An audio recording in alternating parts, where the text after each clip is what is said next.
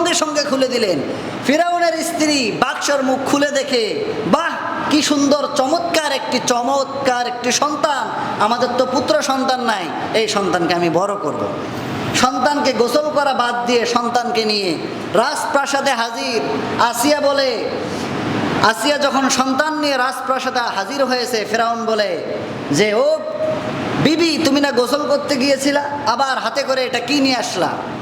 তখন আসিয়া আলাইহিস সালাতু ওয়াস সালাম বলে, আমাদের তো পুত্র সন্তান নাই, আমি একটি সন্তান পেয়েছি, এই সন্তানকে আমি বড় করব। যখন সন্তান কোলের মধ্যে দেখেছে, ফিরাউন তার চেহারার যে নূর, যে রূপ লাবণ্য আল্লাহর নবীদের, তা দেখে আশ্চর্য হয়ে গেছেন। এত সুন্দর সন্তান দরিয়ায় পাওয়া যায়?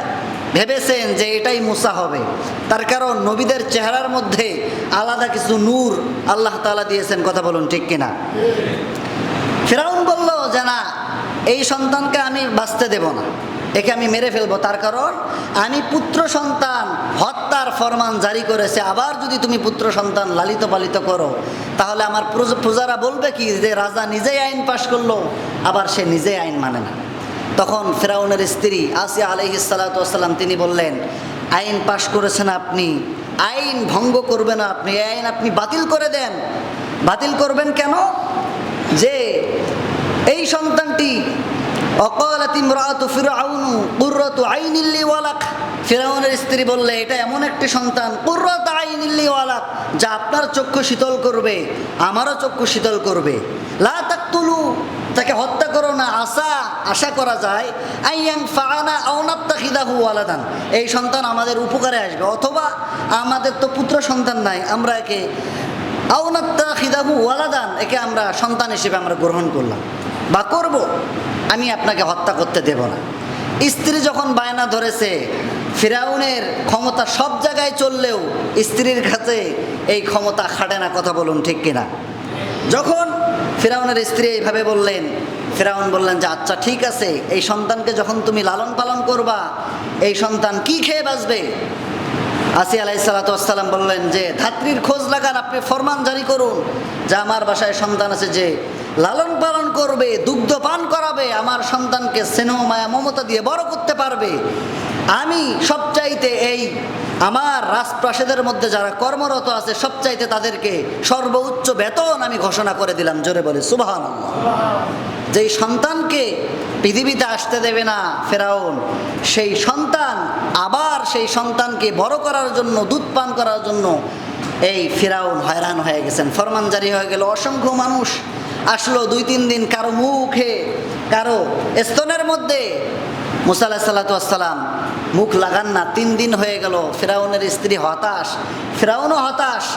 ফিরাউনের স্ত্রী বলল আমার এই সন্তান যদি মারা যায়, আমি কিন্তু আপনার বাসায় থাকবো না। ফিরাউন অস্থির হয়ে গেলেন।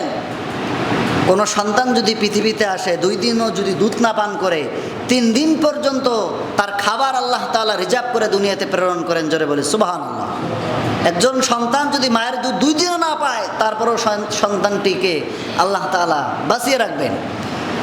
তো এক পর্যায়ে ওই যে মুসার বোন দেখেছিলেন ফিরাউনের বাড়িতে, সে এক পর্যায়ে তার খোঁজ দিল যে আমাদের কাছে এমন একজন মহিলা আছে যে আপনার সন্তানের কাছে আসলেই দুধ পান করবে এবং তাকে সুন্দর আদর সোহাগ দিয়ে তাকে বড় করবে। এক পর্যায়ে মুসা আলাইহিস সালাতু ওয়াস সালামের মাকে এই ফিরাউনের রাজপ্রাসাদের মধ্যে হাজির করা হলো। সেই ফিরাউন ঘোষণা করলেন যে আপনার দুধ যখন একবার দুগ্ধ পান করেছে, 2 বছর আমার রাজপ্রাসাদ থেকে আপনাকে আর আমি যেতে দেব না। ফিরাউন আইন করলো যে পৃথিবীতে আসতে দেব না। আল্লাহ বললেন তো আসতে দিবি না, তোর কোলের মধ্যে আমি ফিরাউনকে লালন পালন করব। কথা বলুন ঠিক কিনা? এই সন্তানকে দুধ পান করালো মুসা আলাইহিস সালাতু ওয়াস সালামের মা।